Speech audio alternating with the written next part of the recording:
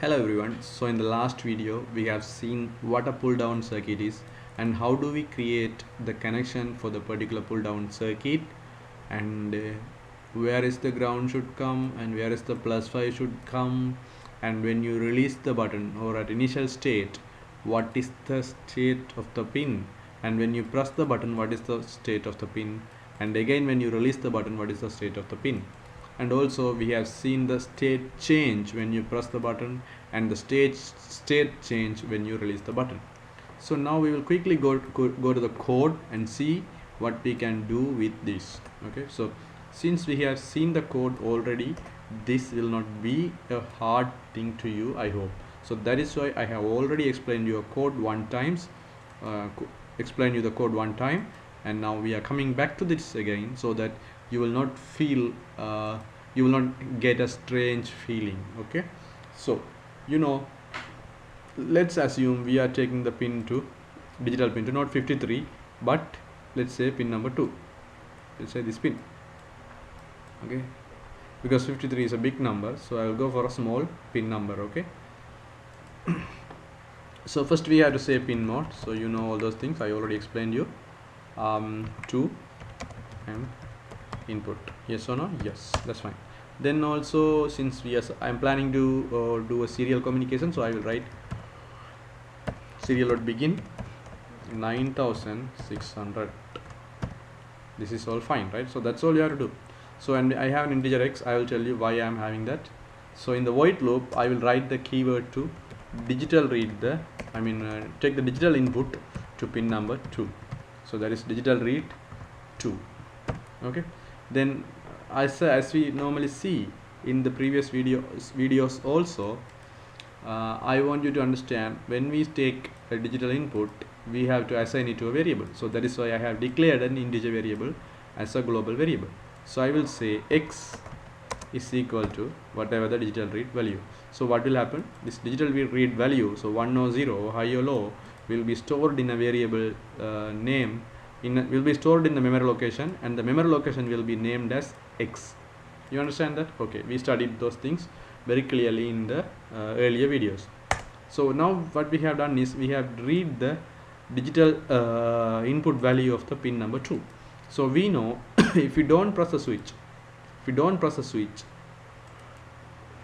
okay, let's assume this is pull down circuit. If you don't press the switch, the input value will be obviously low or 0, right? Because we have seen it clearly. That is how our circuit is.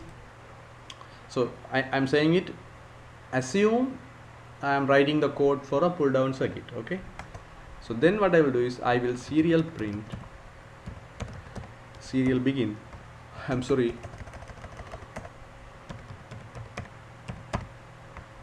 println x. Okay, maybe you can have a small delay so that you can change the state change, so you can see the state change in case there's a state change, in case the button is pressed or released. Okay, so now what will happen, if you don't press the button, this will be 0, so 0 will be printed. Okay, that means low. And after 100 millisecond again we will read it. So again we will read the pin state of digital pin number digital pin 2, and we will print it. So in case the user is pressing the button, so that means what is the state? When we press, it will become high. Okay, so in another word, from low it will go to high. Okay, when you press it. So then we will find in the code serial monitor, we will find the x value to be 1 or high.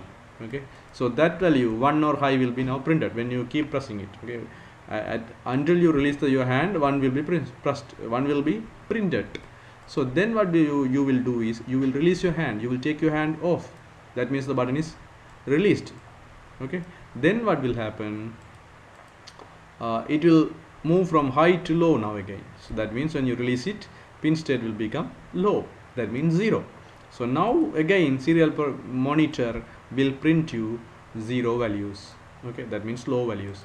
So now you don't have to look at the button or Arduino or something, so you can think that circuit is kept in somewhere else, and with wire you have connected the Arduino with your computer. I'm sorry guys. Okay, you have connected the Arduino with your computer. Then what happens is, somewhere there the user may press the button, you don't know, what you can do is you can open your serial monitor and see. So when there is 0 values in your serial monitor, then you will know, okay, user didn't press the button yet. User didn't press the button yet. Then suddenly you will find in your serial monitor number 1 or high starts to come. So then you will realize, the user is now pressing the button. He has pressed the button, still he is pressing the button, okay, or push switch. So then you will looking at the serial monitor itself, you will know he is pressing the button. Then he takes his hand off. That means what? You will again see 0 values in your serial monitor or low values. Then you will realize he has taken his hand off. See? So using a digital input scenario in a switching mechanism or switching scenario, switching scenario, we can understand whether a particular input is given or not, whether a button is pressed or not, whether high or low is coming here. Okay, we will know. So that's all. Then in the upcoming video we will see how we can write an if condition for giving some output depending on that. For example, we can have an LED connected to the Arduino where when the user is pressing the button, we will switch on the LED, 1 LED or 5 LED or anything. Okay, let's say 1 LED. Then the user is taking his hand off, we will switch off the LED at this stage or at this stage. Okay, so that kind of thing, to do that kind of thing through programming, okay, not directly. I mean, you can directly connect an LED to the switch and switch on and switch off it. That is something else. But we will try to do it through programming. So to do it through coding, we have to write an if condition, right? So we have to analyze whether it is high or low, and then we will write a LED digital write scenario to switch on or switch off an LED. So if you don't understand, don't worry. Just understand, we will have to write an if condition if we have to control an LED using the input. Because using an if condition, we will compare whether it is high or low. Then we will know whether the button is pressed or not. Then we will know whether we have to switch on the LED or not. You understand this, guys? So let's stop this video here. Just follow me up in the next video, guys. I will teach further on that. Then things will get very easy and clear. Okay, so consider subscribing us, guys, and stay safe. I will meet you up in the next video.